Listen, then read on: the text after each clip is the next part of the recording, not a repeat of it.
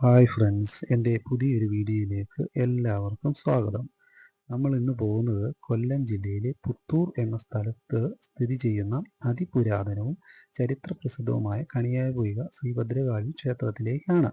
കൊട്ടാരക്കരയിൽ നിന്നും ഏകദേശം 8 കിലോമീറ്റർ സഞ്ചരിച്ചാണ് നമ്മൾ ഈ ക്ഷേത്രത്തിലേക്ക് എത്തുന്നത്.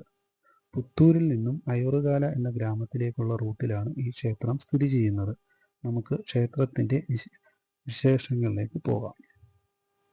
നമ്മളിപ്പോൾ ക്ഷേത്രത്തിൽ എത്തിച്ചേർന്നിരിക്കുകയാണ്. കണിയാപൊയ്ക ഭദ്രകാളി ക്ഷേത്രത്തിലാണ് നമ്മൾ എത്തിയിരിക്കുന്നത്. ഇവിടെ ദേവി കുടികൊള്ളുന്നത് ഭദ്രകാളി ഭാവത്തിലാണ്. അമ്മയുടെ പ്രതിഷ്ഠ ഭദ്രകാളി ഭാവത്തിലാണ്. ഇവിടുത്തെ പ്രധാന വഴിപാടെന്ന് പറയുന്നത് ഉതിരക്കലം വഴിപാടും അതുപോലെ തന്നെ കടും പായസം, ദേവിക്ക് കുങ്കുമാർച്ചന, ഐക്യമത്യ സൂക്തം തുടങ്ങിയ അർച്ചനകളാണ് ഇവിടെ പ്രധാനം. ഈ വീഡിയോ എല്ലാവർക്കും ഇഷ്ടമാകുന്നുണ്ടെങ്കിൽ എല്ലാവരും ലൈക്ക് ചെയ്യണം, ഷെയർ ചെയ്യണം, സബ്സ്ക്രൈബ് ചെയ്യണം. നിങ്ങളുടെ എല്ലാവരുടെയും സപ്പോർട്ട് വേണം. ഇവിടുത്തെ ഉത്സവം നടക്കുന്നത് മീനമാസത്തിലെ ഭരണി നാളിലാണ്.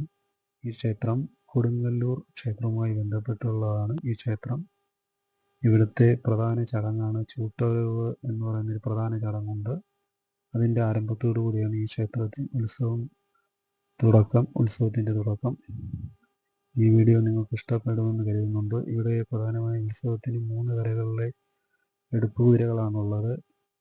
അത് മൈലംകുളം, പുത്തൂർ, അതുപോലെ തന്നെ ആറ്റുശ്ശേരി എന്നീ കരകളിലെ കെട്ടു കുതിരകളാണ് ഇവിടെ ഉത്സവത്തിന് പ്രധാനമായും ഉള്ളത്.